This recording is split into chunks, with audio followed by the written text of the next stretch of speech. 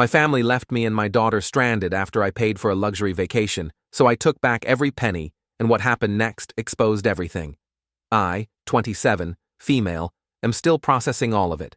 I grew up in one of those cookie-cutter suburbs in Ohio, where everyone's got a perfectly manicured lawn and there's a Target exactly 7 minutes away. You know the type.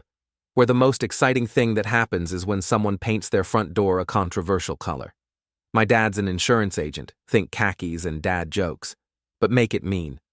My mom teaches English at the local high school, which was super fun when I actually had her as my teacher, but we'll get to that horror show later. Then there's my sister Katie, 29, female, who might as well have been copy-pasted from a freaking Pantene commercial.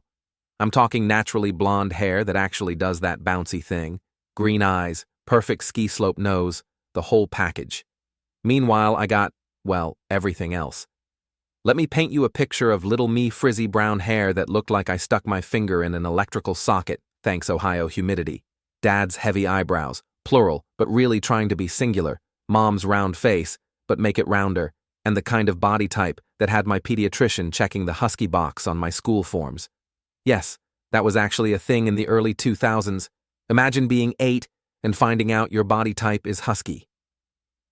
The joke started early, like early. My first clear memory of realizing I was the ugly one was at Katie's 7th birthday party, making me 5. Mom had dressed us in matching outfits, her first mistake, and while taking pictures, she kept trying to fix me. Honey, suck in your cheeks a little. No, that's worse. Maybe just stand behind your sister. That became her go-to solution for every family photo for the next 20 years. Just hide the ugly kid. Dad was a different kind of cruel. He thought he was hilarious with his constant jokes. His favorite was introducing us to his work friends as my daughter Katie and my linebacker. He'd literally pause for laughs, and people did laugh because what else do you do when someone's making fun of their own kid? I can still hear him saying, "At least we know she'll save us money on prom dresses. Joke's on you, Dad." I still went to prom, alone, in a dress from Walmart, but I went. Mom's brand of bullying was more helpful. She started me on diets when I was 9, not like, hey, maybe eat more vegetables diets, but full-on Weight Watchers meetings, where I was literally the only kid. She'd pack Katie's lunch with normal kid stuff, sandwiches, chips, those weird hostess cakes everyone traded for. Mine? Celery sticks and low-fat cheese because apparently childhood obesity was a bigger concern than, I don't know, giving your kid an eating disorder. But the worst part wasn't even the direct stuff, it was the constant comparison to Katie. Everything was a competition that I was somehow losing before it even started. Katie would come home with a B+ and get praised for trying her best during cheer season. I'd get an A, and here, well, if you weren't always in your room on that computer, maybe it could have been an A. Like, make it make sense. Family gatherings were their own, special kind of hell. Our extended family picked up on the dynamic real quick, probably because my parents made it so obvious. Aunt Linda, Mom's sister, once tried to compliment my art skills at Thanksgiving when I was 12. Before I could even say thanks, Mom jumped in with, "Yes, she's creative. Katie, tell everyone about your solo in the winter concert." The message was clear, my achievements weren't just lesser, they weren't even worth discussing. The computer thing became my escape. I started spending more and more time learning to code, because at least computers don't care what you look like. They either work or they don't. No one tells a piece of code it should try contouring to make its interface look thinner. By middle school, I had my routine down, wake up early to avoid breakfast comments, spend lunch in the computer lab working on projects, really just avoiding the cafeteria drama, then hide in my room until dinner. Katie would burst in sometimes, usually when she needed help with her math homework or wanted to practice her cheer routines. Those were actually our best moments. When our parents weren't around, she was almost nice to me. Almost. The real kicker? I wasn't even that weird looking. Looking back at old photos, the ones where you can actually see me and I'm not artfully hidden behind a plant, I was just average. A little chubby, sure, but nothing that justified the level of critique I got. But when you grow up hearing you're ugly every single day from the people who are supposed to love you, unconditionally, that sticks with you. I remember this one time in 8th grade when I got invited to a classmate's birthday party, one of those makeover parties that were super popular in the early 2000s. Mom was so excited, like finally someone was going to fix me, she even bought me new clothes for it. Then at the party, the mom doing the makeovers looks at me and goes, "Oh, honey, you have such pretty eyes. Why do you always hide behind those bangs?" And I just broke down crying because in 13 years, none of my own family had ever found anything pretty about me. That's what people don't get about this kind of family dynamic. It's not just about being the ugly sibling, it's about being treated like you're worth. Less because of it, like you need to make up for the crime of not being conventionally attractive by being smarter or nicer or more successful. And even then, it's never enough. Okay, picking up where we left off, high school. Fair warning, this is where stuff gets really messed up. Like if you thought middle school was bad, buckle up, buttercup. As I mentioned, my mom is an English teacher, and guess who got her for junior year English? This girl. And let me tell you, having your mom as your teacher when she's already disappointed in your existence is a special kind of torture. She'd do this thing where she'd use me as an example in class, but not in a good way, like, "Now if you structure your essay like my name, you'll never get into a good college." Thanks, Mom, real professional. But the worst part about having her as a teacher wasn't even the classroom stuff. It was how she'd combine school criticism with her usual appearance-based comments at home.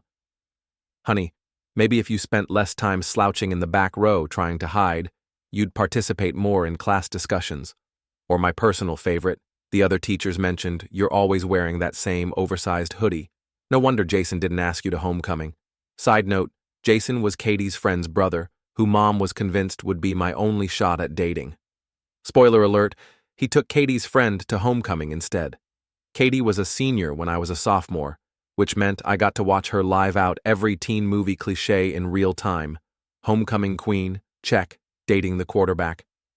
Steve, who later becomes relevant to this story in the most karma-filled way, check, getting crowned at every single dance while I worked the coat check. I wish I was making this up, but our high school really was that stereotypical. The thing about being the ugly sister in high school is that everyone feels entitled to comment on it. Like it wasn't enough that my family constantly reminded me, now I had helpful classmates pointing it out too. "OMG, are you really Katie's sister? But she's so..." And then they'd just trail off. Like, not finishing the sentence made it less rude. I developed this whole system for surviving school, always got to class early to get a seat in the back corner, harder for people to stare at you, ate lunch in the computer lab, telling teachers I was working on extra credit projects, really just playing around with HTML and CSS, but they didn't need to know that, started wearing these massive noise-canceling headphones everywhere, the kind that screamed, "Don't talk to me," and spent every free period in the library. The computer lab became my safe haven. Mr. Rodriguez, shout out to the real MVP, was the tech teacher who actually saw something in me beyond being Katie's weird sister.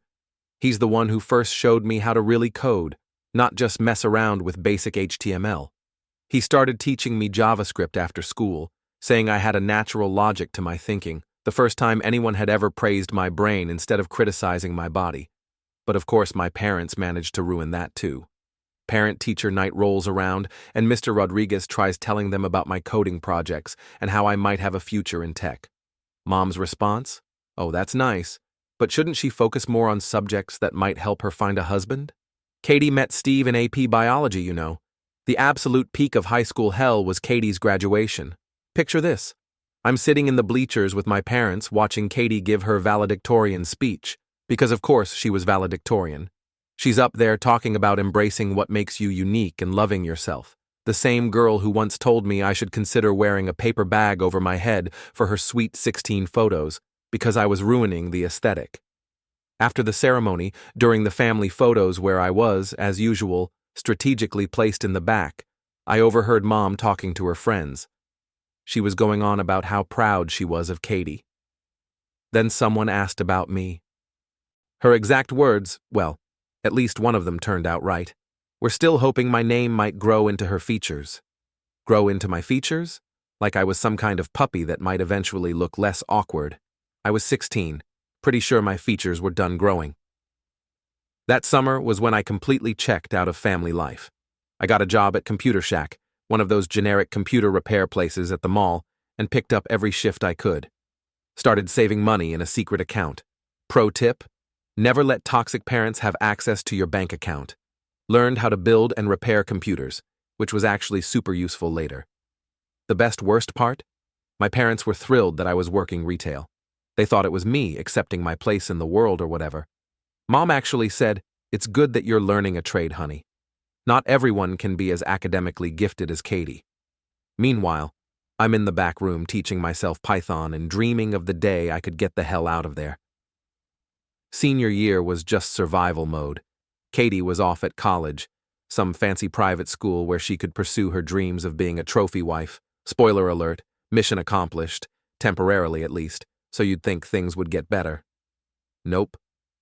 Now it was all Katie's doing so well in college, and Katie's joined a sorority, and Katie's dating a business major. I threw myself into coding like full-on obsession mode.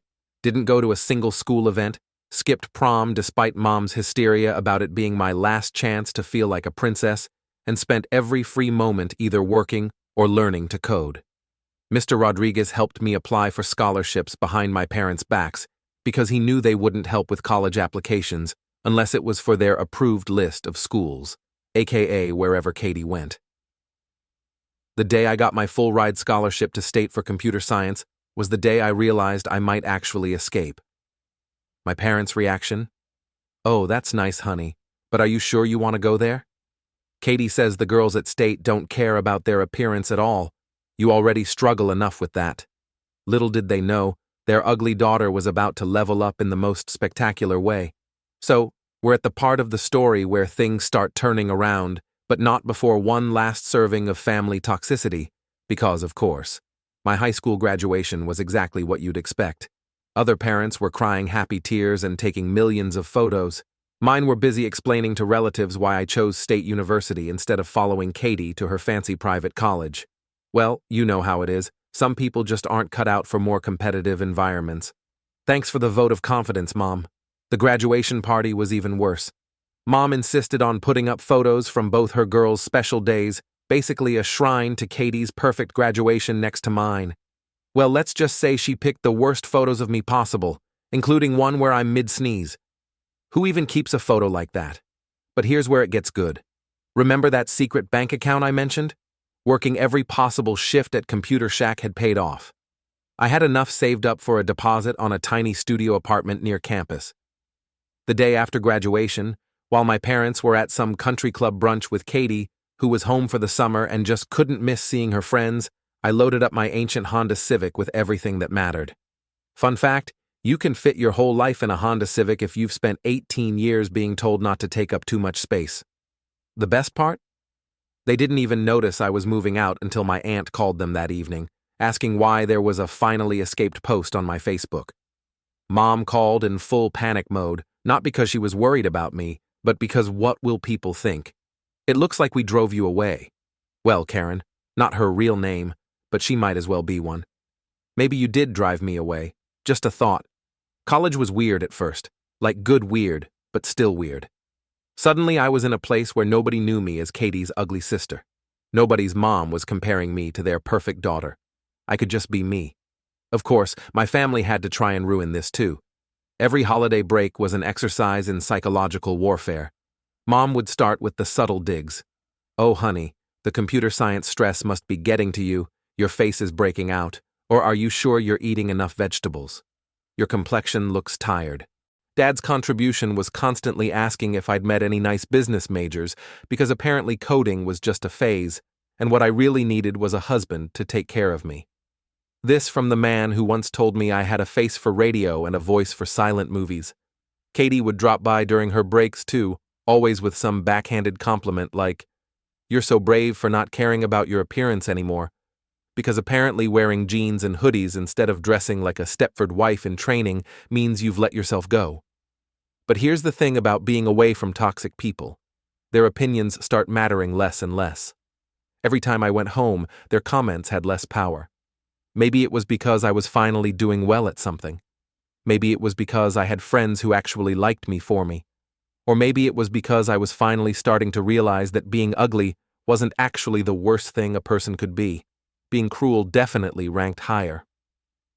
By junior year, I had a solid 4.0 GPA, a paid internship at a local tech company, and was leading 3 different coding projects for my department.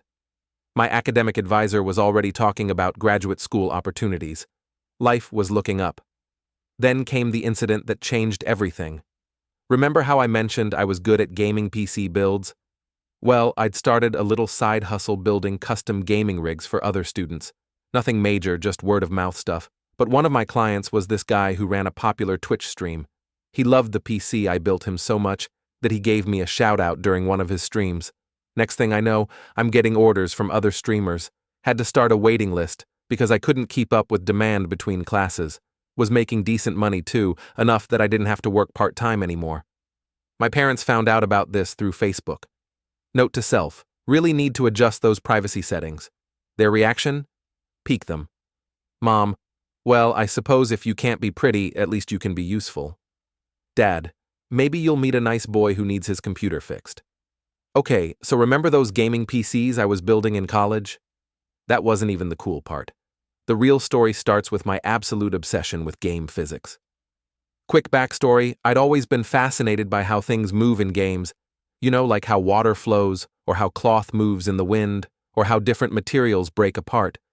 Most people play games to escape reality, which, given my family's situation, I totally get.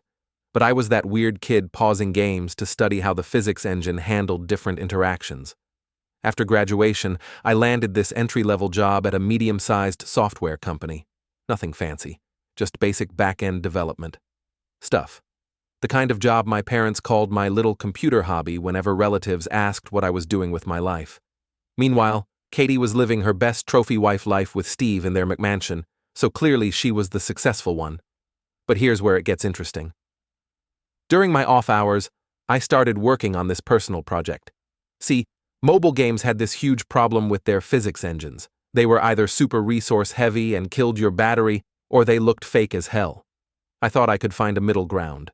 The first 6 months were rough, like living off ramen and energy drinks while coding until 3 a.m.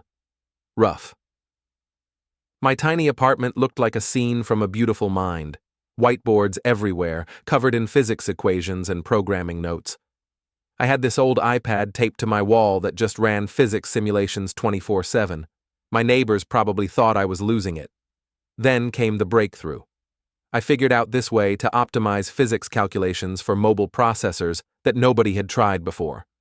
Instead of doing full physics simulations, my engine could predict the most likely outcomes and only calculate those paths. It was like, instead of calculating every possible way a ball could bounce, it figured out the most probable paths and focused on those. The best part? My engine used like 60% less processing power than the industry standard. Games could have console-quality physics without murdering your phone battery. I posted a demo video on Twitter just for fun. You know those tweets that blow up while you're sleeping? Yeah, that happened. Woke up to my phone having a literal meltdown from notifications. The demo had gone viral in the game dev community. My DMs were flooded with developers wanting to test it. Even got some emails from major gaming companies which I initially thought were spam because, like, why would they contact me? But they were legit. Suddenly, I'm having Zoom calls with actual gaming industry people. They're throwing around terms like revolutionary approach and paradigm shift. Meanwhile, I'm sitting there in my ratty MIT hoodie, the only piece of college merch I own because it was on sale, trying to look professional while my cat's attacking my headphone cables. One company in particular, let's call them Game Corp, not their real name, was super interested. They flew me out to their headquarters for a meeting, first time flying business class, and I spent the whole flight panicking about whether I was sitting in my seat correctly. Peak imposter syndrome moment, the meeting was surreal. Picture this.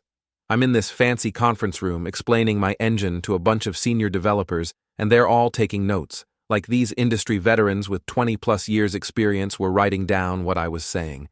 My brain kept screaming, they're going to realize you're a fraud any minute now, but they didn't. Instead, they started talking numbers. Big numbers. The kind of numbers that made me wish I'd paid more attention in my business classes. They wanted to buy my engine outright. When they showed me the offer, I almost passed out. Had to ask them to repeat the number because I thought I was hallucinating $2.8 million.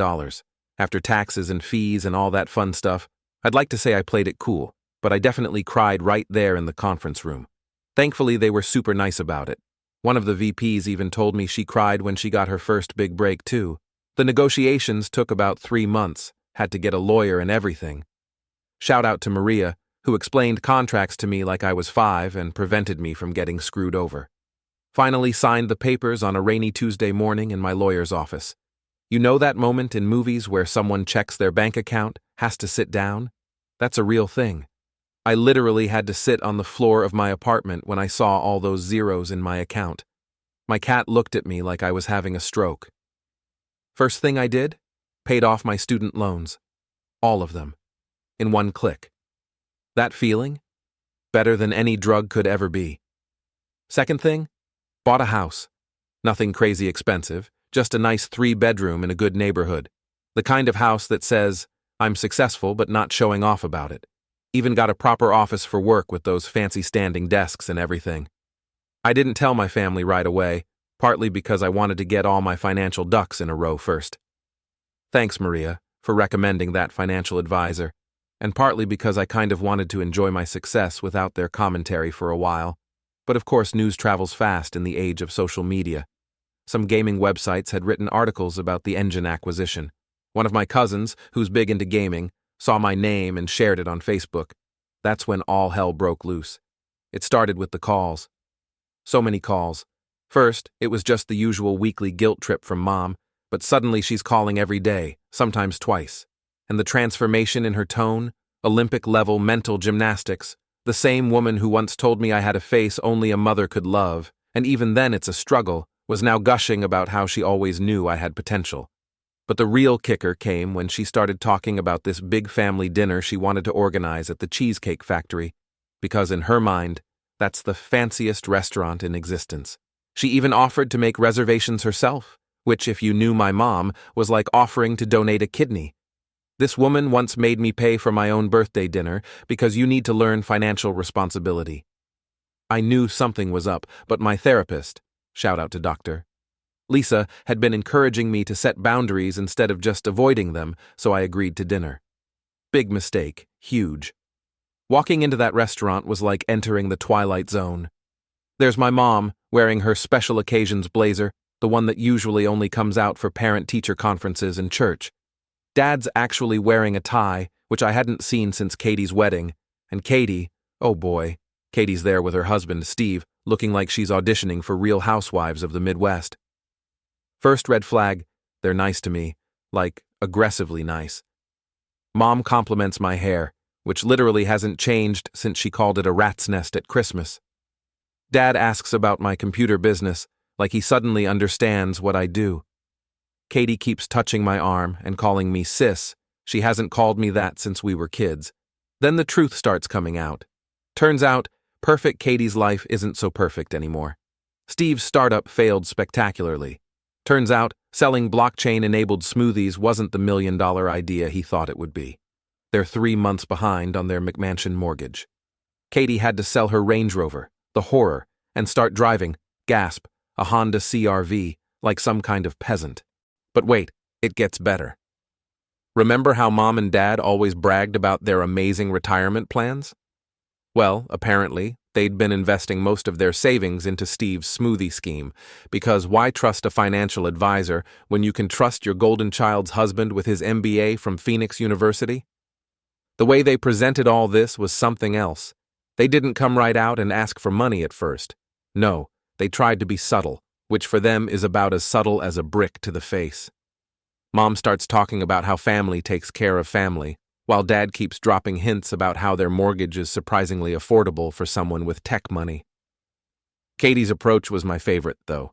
She actually tried to pitch me on investing in Steve's next startup, because the smoothie thing didn't work out. He's now got this amazing idea for, I kid you not, AI-powered dog shoes. I couldn't make this up if I tried. When I didn't immediately offer to solve all their problems, the masks started slipping. Mom's voice got that edge to it, you know, the one that used to make teenage me want to disappear into the floor. Dad started talking about how they sacrificed everything to raise me. Apparently, paying for basic necessities counts as a sacrifice now. Katie actually started crying about how her kids might have to go to, gasp, public school. The final straw? When the check came, They all just sat there looking at me expectantly, because obviously Miss Tech Money should pay for dinner, right? Even though they invited me. Even though they spent the whole meal trying to manipulate me. So I did something that would have been unthinkable to old me.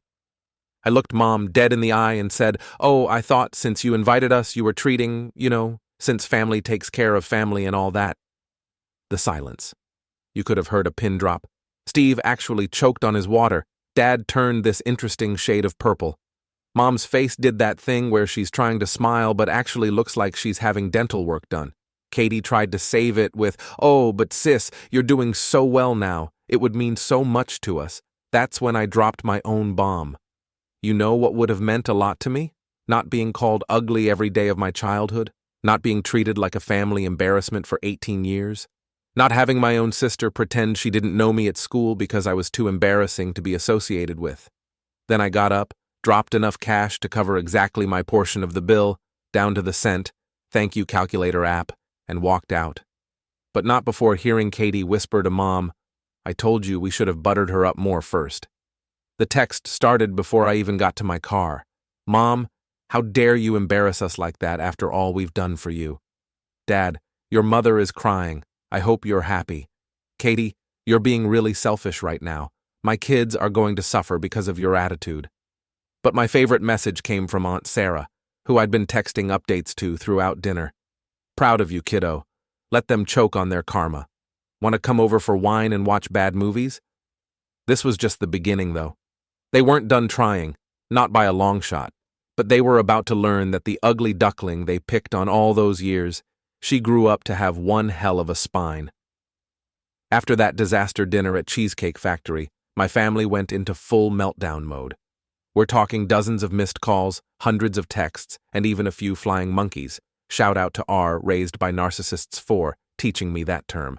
In the form of random relatives I haven't talked to since 2010, suddenly reaching out about family obligations. The messages followed a pretty predictable pattern. First week, "How dare you embarrass us like that? You're so ungrateful." Second week, "Your sister's children are suffering because of your selfishness." Third week, "We're willing to forgive you if you just apologize and give us money." Fourth week, "Remember when we bought you school supplies in 3rd grade? You owe us." But here's the thing about standing up to bullies. Once you do it once, it gets easier every time. After that, each guilt-tripping message had less power than the last. It was like watching their control over me dissolve in real time. The final straw came when my mom and Katie showed up at my house unannounced. Thank God for security cameras. They were standing on my porch, crying about how they'd always loved me and just wanted to help me make better financial decisions with my money. You know, the money I made while they were calling me a failure. I didn't even open the door, just texted them. The only decision I'm making with my money is keeping it away from people who treated me like garbage for 27 years. Have a nice life. Then I blocked them on everything. Phone, email, social media, even LinkedIn. Yes, they tried connecting with me there too. So, where are we now? Katie and Steve had to sell their McMansion and move to a, gasp, normal suburban house. Last I heard through the grapevine, Steve's trying to launch something called Web3 baby food, because apparently regular baby food isn't good enough anymore. Katie had to get a real job for the first time in her life. She's selling essential oils on Facebook now, living the dream. Mom and Dad had to postpone their retirement.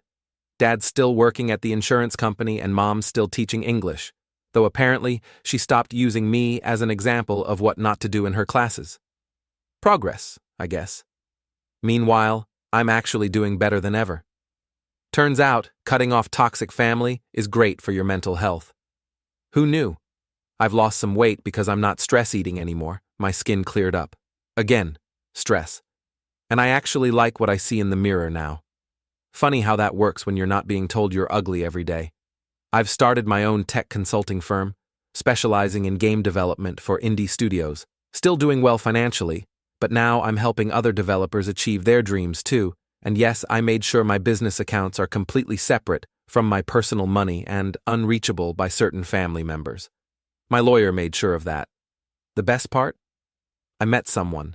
His name's Alex, not his real name, and he's a game developer I met at a conference. He thinks I'm beautiful. Not beautiful for a tech person or beautiful if you squint, but just beautiful. And the crazy thing is, I'm starting to believe him. Aunt Sarah's still my hero. She's the only family member who has my new address, and she comes over for wine and bad movie nights regularly. She's proof that family isn't about blood, it's about who actually cares about you. As for those recordings of my family's greatest hits of insults that I mentioned collecting over the years, I keep them in a secure cloud folder. Not because I plan to use them, but as a reminder of how far I've come. Sometimes when imposter syndrome hits, because let's be real, it still does, I listen to them and think, look what you achieved despite all of this. To everyone who's been following this saga, thank you for the support. And to anyone else out there dealing with toxic family, you're not obligated to set yourself on fire to keep them warm. Sometimes the ugly duckling doesn't just become a swan, she becomes a successful swan who doesn't need validation from ducks who treated her like crap. Edit, OMG. This really is the final update, I swear.